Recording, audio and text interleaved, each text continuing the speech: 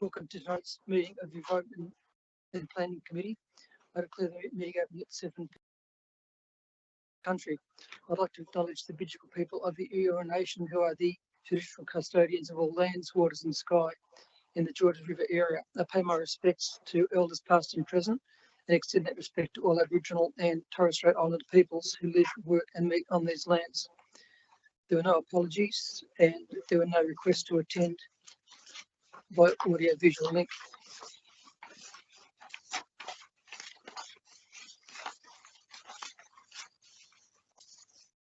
Notice of live streaming of committee meeting. Staff and public are reminded that this meeting is being recorded for minute taking purposes and is also being broadcast live to the public on Council's website in accordance with Section 5 of Council's Code of Meeting Practice. The recording will be made available on Council's website. Code of Meeting Practice. The order of business is as shown in the agenda, which has been made available. Staff and public are reminded that this meeting is open. Doors to the meeting room are to be left open unless the meeting moves into a closed confidential session according to Section 14 of the Code of Meeting Practice. Only if the meeting moves into a closed confidential session will the public broadcasting of the meeting be suspended. Council's Code of Meeting Practice prohibits the electronic recording of meetings without the express permission of Council. Mobile phones must be turned to silent during the meeting. Disclose of interest. Do any councillors have any interest to declare? Councillor Miney, I've seen your special interest disclosure there, and for consistency, I will submit one as well. A special interest disclosure on the withdrawal of the additional and diverse housing planning proposal, as I have in the past, due to some of the proposals in that planning proposal affecting my principal place of residence. So I'll submit that. Thanks, Madam Mayor. As soon as this meeting finishes. Sorry. Thank you.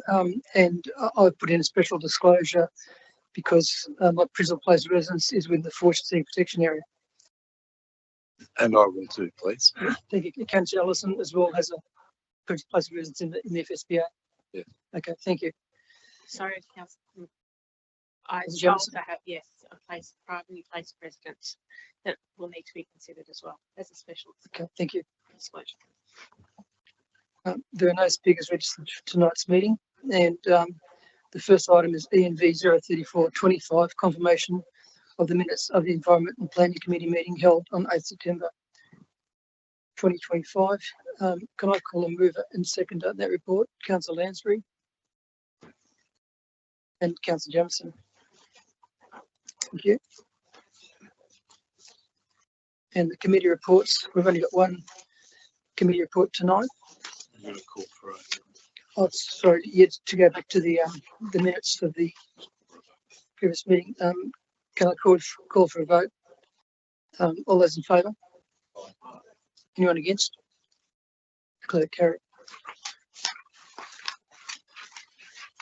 Thank you.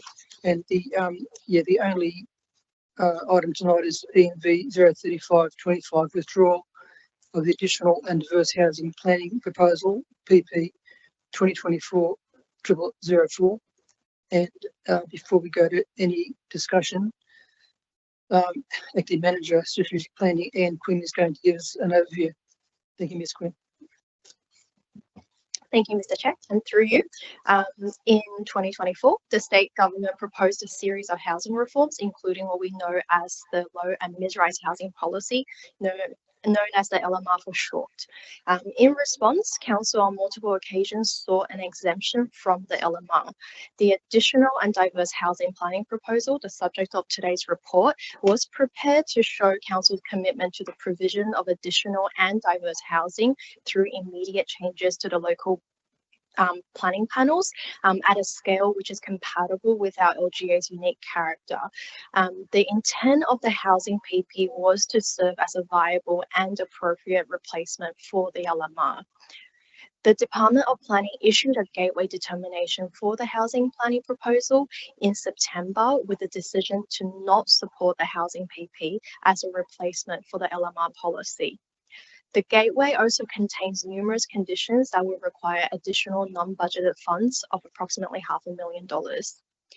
Given that the Gateway determination does not address Council's original objectives for preparing this PP, this report therefore recommends to Council that Council withdraws and not proceed with the housing PP due to impacts including infrastructure and excessive housing density being proposed on top of the LMR policy. Thank you. Thanks, Ms. Quinn. Can I call for a move and second on the report, please? Councillor Allison. Mayor Borg.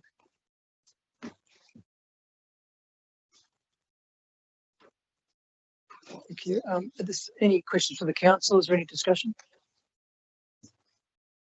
If I could, Mayor Borg, thank you. if I could speak to the recommendation, Mr. Chair. Councillors, what we have before us tonight is extremely disappointing.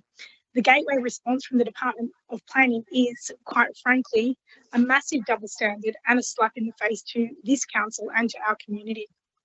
Let me be very clear, this council is not a NIMBY council.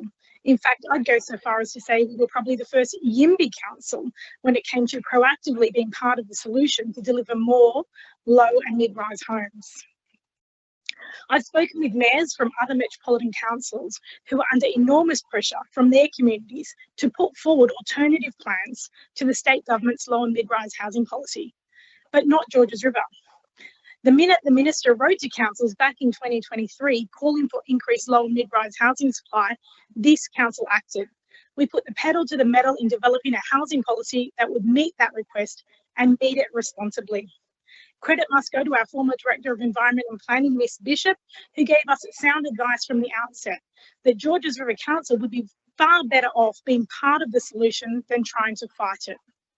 And that's when we developed the additional and diverse housing planning proposal, a serious evidence-based plan that delivered increased housing capacity while protecting what people value about Georges River. We took our community along the journey with us through transparent reporting and open discussion via this committee. And within just 8 months of receiving that initial letter from the minister, we had submitted our planning proposal to the state government. That proposal would have unlocked the capacity for more than 8,200 new homes across Georges River. Real housing capacity, not just numbers on paper. We were providing housing choice, diversity, and the so-called missing middle that the government says it wants.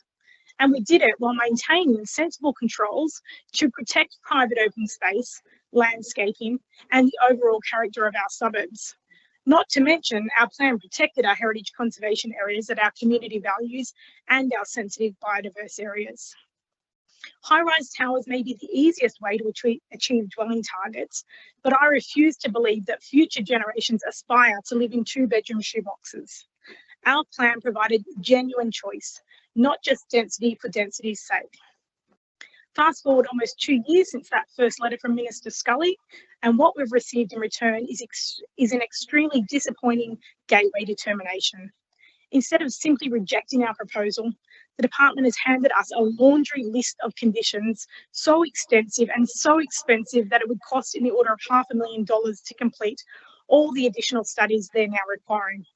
While we absolutely recognise the importance of robust evidence and planning studies, the irony here is that the state government's own LMR policy has been rolled out without the same level of analysis or scrutiny now being demanded of our council. It's a clear double standard. And even if we were to spend the $500,000 to satisfy all of these new requirements, we still wouldn't get the exemption from the LMR policy, which was the original intent of this policy. I'm extremely disappointed, and I know that many of our residents will be too. This council has done everything right. We've acted in good faith, we've led proactively, and we've shown that planning for housing growth can be done sensibly and locally. But given the response that we have received, I support the recommendation before us tonight to withdraw the planning proposal. Thank you. Thank you, Madam Mayor. I totally agree with you there. Are there any other councillors with any questions or comments? Councillor Lansbury. Thanks, Mr. Chair. I would like to also speak in support of this recommendation and echo some of the Mayor's comments of how disappointing this is. A long process getting to the point of submitting the planning proposal in the first place. We were very proactive with that. We got onto it straight away, and our council officers spent a lot of time lost my place, a lot of time identifying where we could increase density in the area. We also, at the same time, worked on the biodiversity and foreshore scenic protection proposal, which hopefully is not quite dead yet.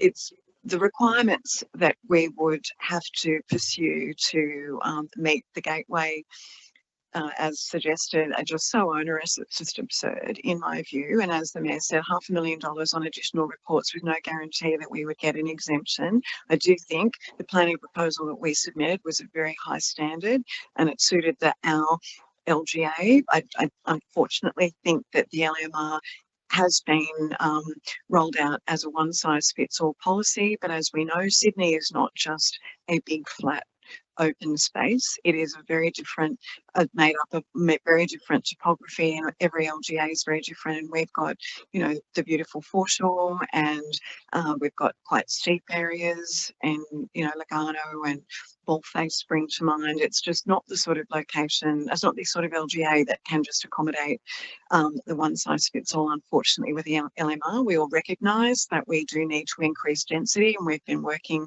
very proactively, I think, towards that goal. I would also assume that we were one of the first councils to submit a planning proposal of this type. Other councils have followed, other councils have challenged it. We haven't challenged it and said, no, we don't want to do it. We just want to do it right to suit our topography, our residents and our LGA. It is really unfortunate, not surprising though, that we've ended up in this place, but I think the best option is to withdraw it, and all of the work that has been directed towards this particular thing is not lost. I would like to think that it must be very disappointing for those council officers who've spent so much time working on it, but it's very much appreciated from this councillor, the amount of work that has been put into it, and hopefully we can move forward and we won't be faced with too many of the unforeseen consequences that I'm concerned about with the rollout of the LMR anyway. But anyway, I support this recommendation because I think it's the best way forward at this point in time. Thanks, Councillor Lansbury. Councillor Ellison.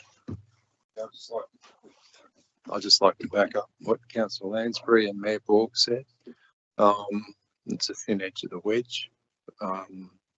This will be pushing into the FSPA, the LMR for Oatley, pushing into the houses that back onto Miles Dunphy Reserve. And I doubt very much whether the state government realise that there's a threatened flying fox colony present. Well, not present there. They've migrated out, but they'll be back very soon. And it's just the local knowledge that council has provided in their LLP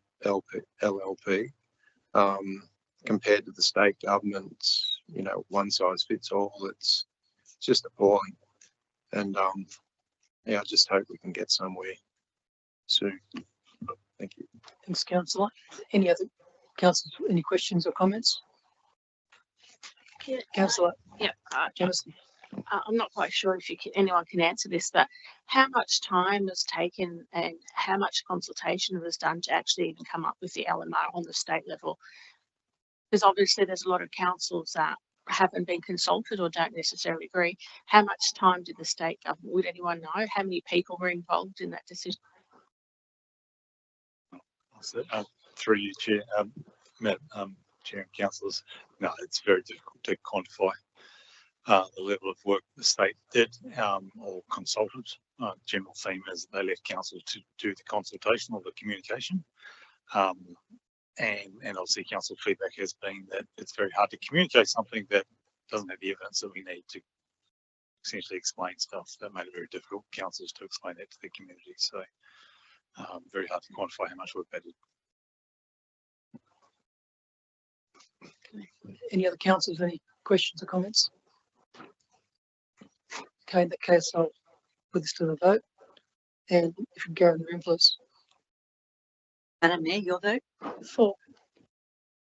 Mr Chair? For. Councillor Allison? For. Councillor Anzalotti? For. Councillor Arthur? For. Councillor Jamieson? For. Councillor Lansbury? For. It's unanimous. Thank you. I declare that carried. And there being no other business on the agenda, I declare that meeting close at 7:15 PM. Thank you.